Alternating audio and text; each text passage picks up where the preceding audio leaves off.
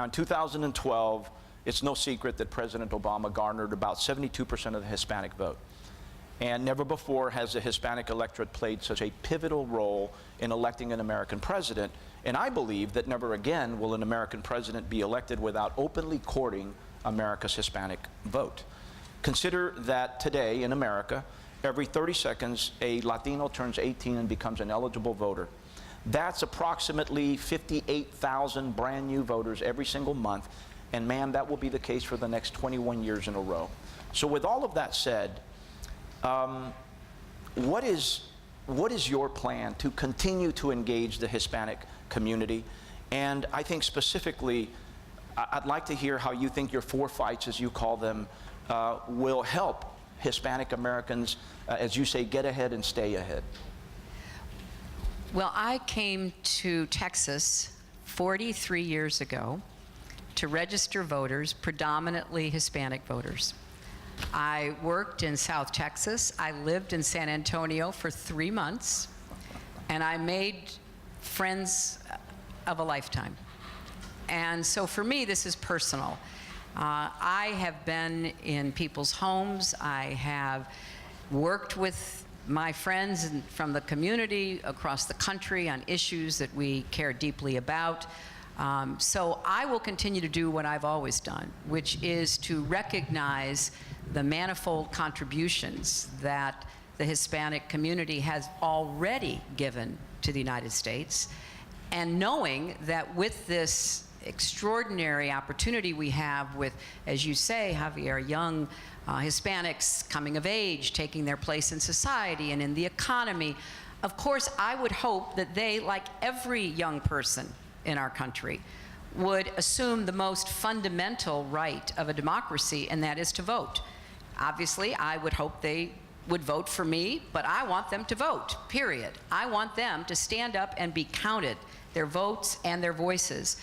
So what I started all those years ago in South Texas is pretty much what I am going to continue, and that is having the kind of conversations and listening to what the priorities of the Hispanic community across America are. And in every area of this campaign where I have laid out my policies, I believe that they would certainly support Hispanic families, the creation of more good jobs, rising wages, improved education, dealing with health care and the costs that are still too high for too many families. So I know how important it is that my policies and my priorities reflect the real needs of the American people and not some ideology that is unconnected to the lives people are leading today. In particular, and I know we're going to get to this, because the chamber is so focused on business development, that's been a particular concern of mine, both as a senator and as Secretary of State. As a senator, I worked with a lot of small and medium-sized businesses in New York and looked for ways to, really support them in their growth. And since Hispanic started, Hispanic-owned businesses are the fastest growing in America. And the fact, which I love to say, is Hispanic women are starting more businesses than any other group at a faster rate. Then I am very focused on small business. My father was a small businessman, a very small business, but it provided a good living for our family. And I want to be the small business president, and I want to pay particular attention to minority-owned and women-owned small businesses to try to knock down barriers, create more paths forward for you to be successful. That will disproportionately help the Hispanic community because you are disproportionately creating more small businesses. And I want to see more success from the ground up and have more businesses, join the front ranks, join organizations like this. In fact, somebody told me this morning the very first Hispanic Chamber of Commerce was started right here in San Antonio, right? They're in the house. Right? They're in the house. And so this is not a new phenomenon, but I want to be a president who helps take it to a whole new level and create much more in terms of business success than we've ever seen before. Well, I have to tell you, Madam Secretary, you are the 6th candidate that we speak to. We've spoken to everybody from Ted Cruz to Bernie Sanders to Jeb Bush to John Kasich, and the list goes on. You are the first one to say that you will be America's small business president, and I appreciate that very, very much. God bless you for that. So let's talk about immigration, ma'am. As you know, Hispanics are not monolithic. In fact, some of our own polls with Hispanic business owners show that jobs, the economy, trade, national security, and energy independence are all important to our community. And we'll get to those in a bit. But on the issue of immigration specifically, our association views immigration reform as an economic imperative. And I know that you've taken a very progressive stance on immigration. Additionally, other candidates, including Martin O'Malley, who's been part of the Q&A series, pledged during his Q&A to expand President Obama's executive actions and pass comprehensive immigration reform within the first 100 days of his presidency.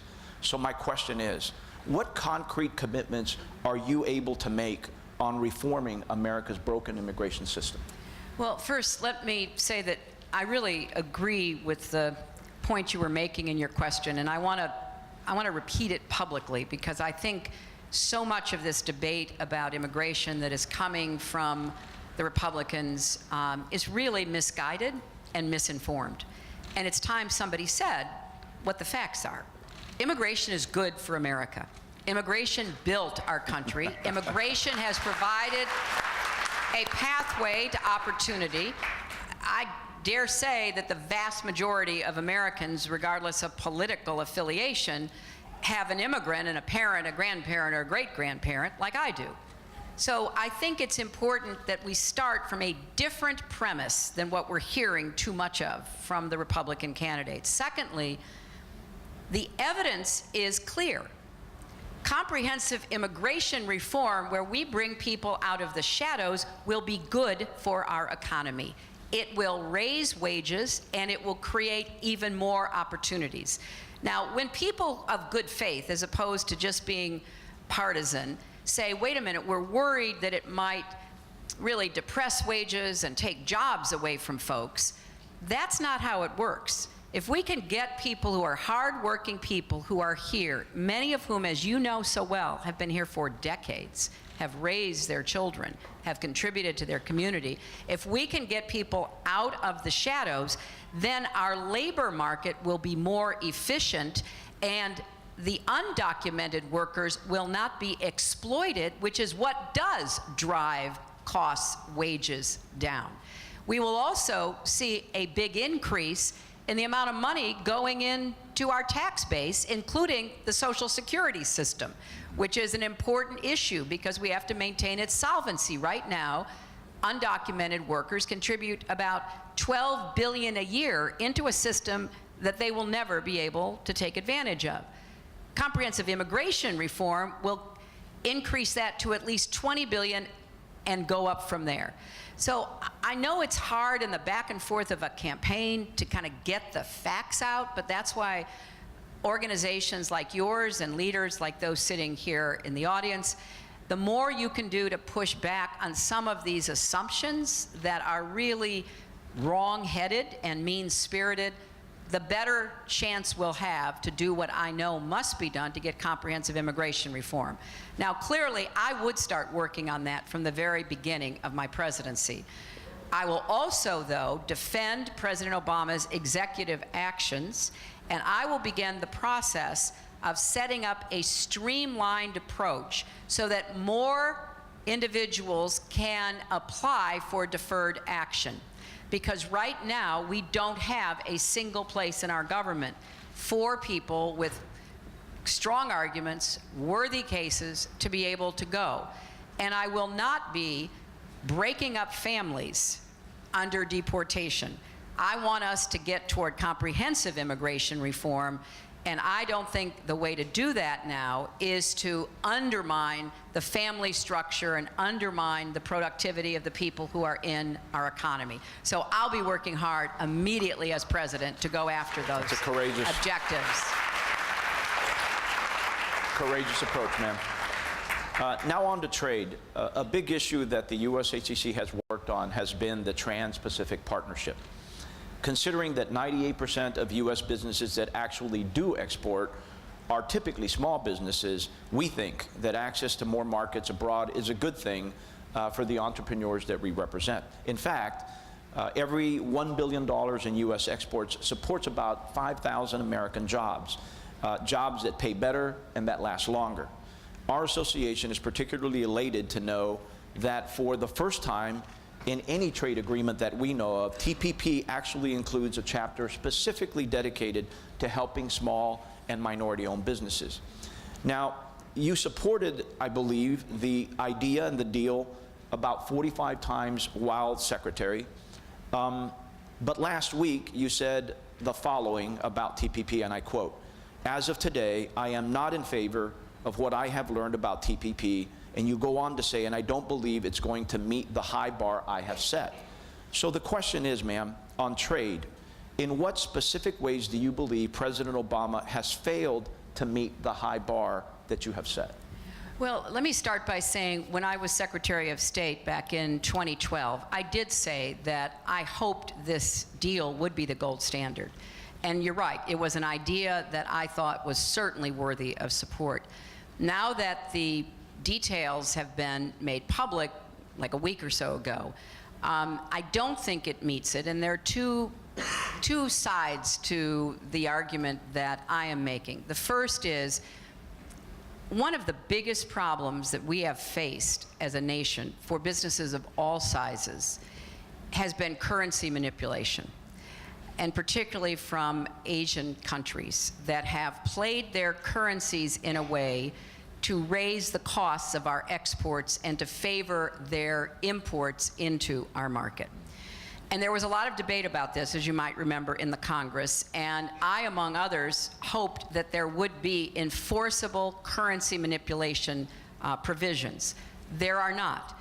That doesn't mean that there couldn't be, and I think that it is still something that the Congress and the administration should be working on, but we can have a very aggressive, positive trade agenda that can be undercut to our disadvantage by changes in how currency is valued by central banks and governments abroad.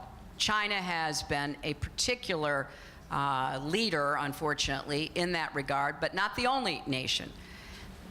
I also think that much of what we need to be doing to support our companies and our workers requires the kinds of changes that President Obama has advocated, that I too support, that the Republicans have blocked. You know, trade is a great additional opportunity so long as our economy is strong and people feel like their hard work is paying off. And right now, that's not how so many Americans feel, because after the 2008 crash, 9 million Americans lost their jobs. 5 million lost their homes. And this is the most shocking statistic. $13 trillion in family wealth was destroyed. So although I give President Obama enormous credit for avoiding a Great Depression and digging us out of this ditch that we were in, we're not yet running, we're standing. We're not running. I want us to be running, and I want people to recover not only their jobs, but the dream of home ownership and begin to rebuild their wealth. And I don't want the Republicans to claim, wrongly in my opinion, that the answer to building a strong economy at home is only a big trade deal. I want to see them raise the minimum wage. I want to see them do more to support the Small Business Administration. I want to see them do more on job training, making community college free so that workers can improve their skills, and a long list of others. But I will say this, Javier, when I was Secretary of State, I worked with others in the administration. We increased exports by 50%. And we focused on small and medium-sized businesses that often don't know how to get into the global marketplace. So I would redouble those efforts. And I would do a lot more as the American government to support any business that thought it had a product to sell in the market. I want to just tell you a quick story. When I was senator from New York, I spent a lot of time trying to help small and medium-sized businesses grow. And if you've been to New York, it's not just New York City. You know, it's a big state going all the way to Canada, lots of poor communities, lots of people who were just barely getting by. But a lot of them were producing goods and services that they couldn't get into the global marketplace because nobody had ever said, hey, how can we help you? So my office helped them set up websites. My office helped them open doors to government procurement. We had a huge meeting with all the government agencies, particularly DOD, about how small businesses could get in the door. I want to do more of that. And my favorite example is I had an annual farm day, because people don't even know that New York has farms. And so I would bring all of these farm products, and we'd have a big display, and people would sample them. And there's a little tiny company that makes great ice cream. And it was positioned next to one of the wine companies that makes their wine in New York. And and people would come, and they'd stay, and they'd have a good time. And so later on, somebody was taking the wine and pouring it onto the ice cream and saying, this is really good. And pretty soon there was a big line, people taking the wine and pouring it on the ice cream. And they created a new product, wine ice cream, that they now export with our help to half a dozen countries. So one size doesn't fit all. We need to go at this issue of growing businesses and growing exports from many, many different angles, and that's what I will do. Certainly your track record on small business and the support you've given it historically speaks for itself. Thank you for that. But just to make sure that I understand, it's not TPP per se, but rather the loopholes that still exist within TPP that allow for currency manipulation that you're having an issue Yes, with. that and the pharmaceutical provisions, which I think do more to protect big pharma than they do patients and consumers, and the fact that the other half of the equation, like how do we build up folks at home to be successful so that they can compete in the global marketplace, is just unaddressed by the Republican Congress. So, I don't know when this trade deal will get to the Congress, because there's a lot of loops it still has to go through. But I am talking publicly about it because I do think the Republicans will support it. But I would like to see them do more to help American workers to be more competitive, to take advantage of whatever trade opportunities are out there. So you're evolving on the issue? No, I'm against it now, but we'll see whether there is any kind of significant changes. I mean, look, if the Congress tomorrow adopted my entire, work and wage agenda, I'd be pretty excited about that. But I think that'll have to wait till I'm actually there as president. Fair enough, man. On to small business, let's talk a little bit about Hispanic businesses specifically. Hispanic-owned businesses now total over 4.1 million in this country, and they are at the forefront of American economic growth. We're starting new ventures at a rate of 3 to 1 when compared to the national average. And to your point, it's Hispanic-owned businesses that are owned by Latinas who are at the very tip of the proverbial spear. Our businesses collectively contribute over $661 billion to the economy every year. My question is, as president, how would you continue to spur the growth of all American businesses, but specifically for this audience, specifically Hispanic-owned businesses? Well, I've got a number of ideas about this. One of my longtime friends and advisors, Jose Villarreal, is over there leaning against the door. And he was part of my effort in the State Department to build up the connections between Hispanic businesses in our country and marketing and partnering opportunities in Latin America.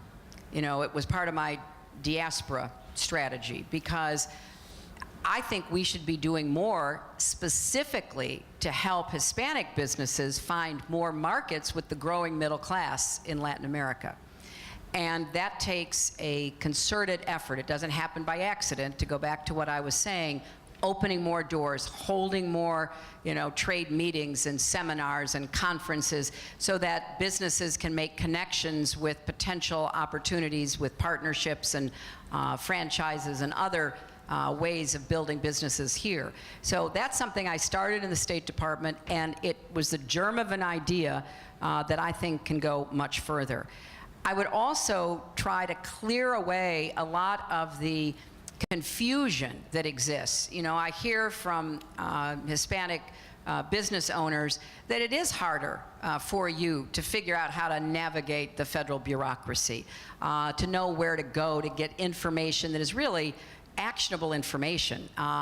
What kind of websites are needed? What kind of online applications could be available as opposed to having to jump through, a bunch of hoops?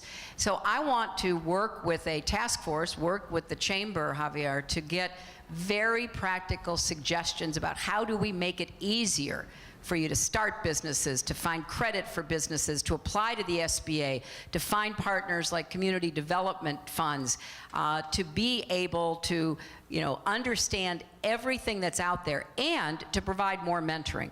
The biggest concern that I hear often from small businesses, you have a great idea, you got the hard work, you're willing to put in the sweat equity, but you might not have the business experience to be able to translate all of that into an ongoing concern.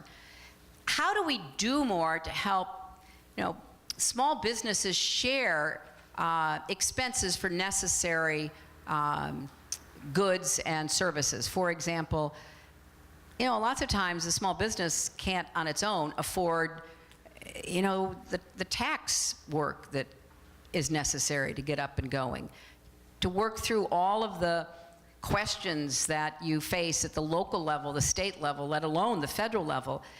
Well, why don't we have like a pod of services that will be a lot cheaper for individual businesses to tap into, because you won't be paying for it all by yourself. A tax group that we would help support that would work with a myriad of businesses. That's just one idea. To get the costs down, to get the information more accessible and understandable, and to provide some of the mentoring that will enable more good ideas to become successful businesses. At the USHCC, we're very focused on empowering women and ensuring that they have the necessary resources, networks, experiences, and training to continue to lead in terms of small business growth. And as a consequence, we've looked at gender equality in a much broader context. And I want to talk to you about something that's been problematic, and I've asked this of all of the candidates because I think it's critically important. In terms of gender equality, I want to specifically focus on women's wages.